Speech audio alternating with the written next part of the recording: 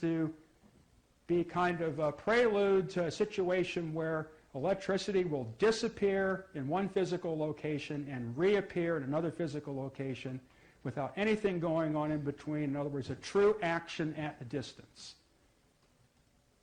And as far as like the conspiratorial or theory end go, I would go so far to say that two properly constructed devices based on Alexanderson's principles, if you have one antenna in San Francisco and you have one in Los Angeles, and everything was tuned up right, that if you were standing in the one in San Francisco, you would be simultaneously standing under the one in Los Angeles as long as the generators were running.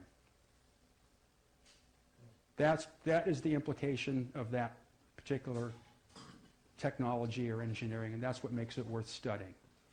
Could you comment, if you wish, that the Philadelphia experiment might have been a variation of that? Well, see, the Philadelphia experiment I don't know about because that's not there. You know what I mean?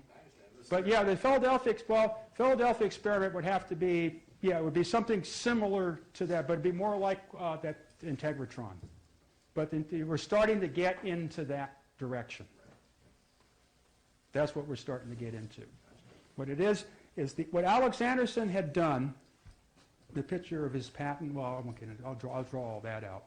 Alexanderson had done was to figure out a way to make an electric structure that is what's called scalar.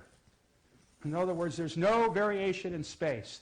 If the structure, the switch is closed, the thing's turned on, if there's 100,000 volts at one end of the antenna at t equals 0, at the other end of the antenna, the 100,000 volts is still at t equals 0. There's no time delay for the wave to get from one end to the other. It can be completely neutralized. Now, the first place this was done was in a place called Bolinas, California, which is not too far away from here. This was the first full implementation of the Alexanderson principle to completely neutralize the velocity, because the velocity in the Alexanderson system is engineerable. It has no relation to the velocity of light other than infinite velocity and the velocity of light are two what would be called poles or zeros in the system. In other words, they're kind of like nodal points where it crosses over from one state to the other.